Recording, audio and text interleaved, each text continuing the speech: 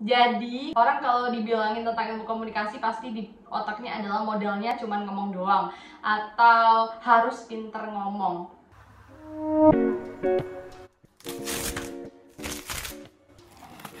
Assalamualaikum warahmatullahi wabarakatuh. Hello everyone. Jadi di video kali ini aku bakal ngasih kesan pertama aku gimana sih jadi anak ilmu komunikasi.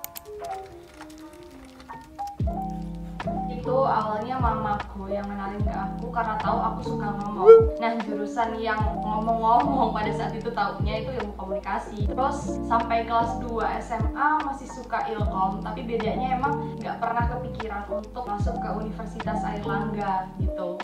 Ada salah satu universitas di Surabaya juga yang aku kepengen masuk ke sana. Kelas 2 tapi alasannya mulai bergeser, bukan karena suka ngomong lagi, tapi kan dulu tuh dengar-dengar ya kalau ilkom itu enak gitu, sekolahnya nggak terlalu berat gitu, nggak kayak jurusan-jurusan lainnya. Akhirnya sampai di kelas 12 mulailah labil tuh ya, sampai sempat pikiran mau masuk kriminologi UI, tapi pada akhirnya juga enggak juga ya, karena ya cukup jauh gitu. Pada akhirnya coba nekat masuk ilkomnya UNER karena satu dan lain hal gitu, kalau mau nanti kita bahas SNMPTN-nya. Akhirnya alhamdulillah masuk ilmu komunikasi Universitas Airlangga gitu. Anggapan masyarakat tentang ilmu komunikasi. Ya, jadi satu hal ini yang pertama ya. Orang kalau dibilangin tentang ilmu komunikasi pasti di otaknya adalah modalnya cuman ngomong doang atau harus pinter ngomong. Jadi pada dasarnya sebenarnya nggak kayak gitu.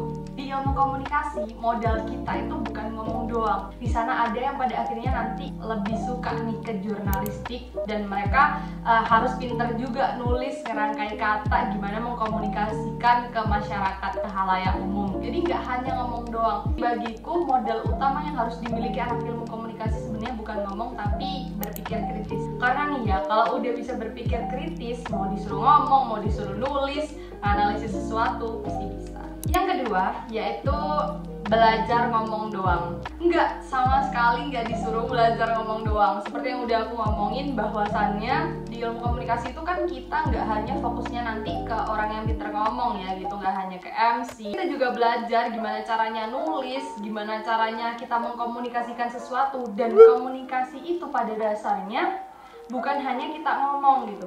Ini satu hal sih, fun fact yang aku juga baru tahu waktu aku masuk gitu. Komunikasi itu nggak hanya secara verbal, ada juga yang secara non verbal, dimana kita diem doang nih, terus si orang di sebelah kita nih, si penerima pesannya itu menyimpulkan sesuatu, itu udah dibilang komunikasi.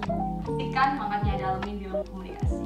Terus yang ketiga, identik dengan anak malas. Ini kayaknya dulu IPS dibilang malas, sekarang komunikasi juga dibilang anak malas gitu. Enggak sih, aku juga sempat kepikiran masuk ilmu komunikasi biar nggak susah-susah sekolahnya, tapi bukan berarti anaknya males untuk kuliah gitu ya. Sebenarnya kalau di-compare sama jurusan lain emang kita lebih nggak seberat yang lainnya gitu, tapi bukan berarti kita nggak sulit, bukan berarti kita remeh gitu.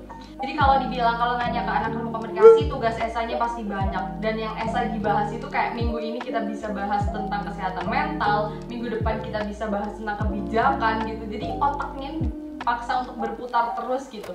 Belum kalau tugasnya mungkin ini dulu kelihatannya gampang ya, bikin reels, bikin video YouTube atau apa Instagram TV gitu kan.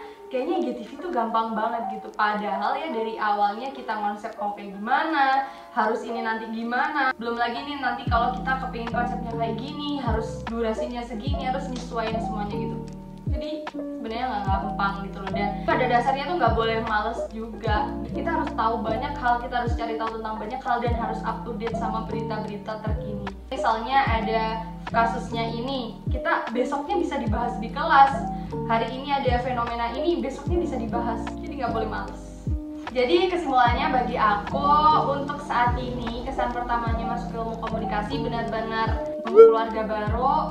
Terus sukanya itu kita dituntut untuk berpikir kritis gitu, jadi ngasah otak juga, kita belajar tentang banyak hal, gak hanya ngomong doang gitu. Saat ini seperti itu.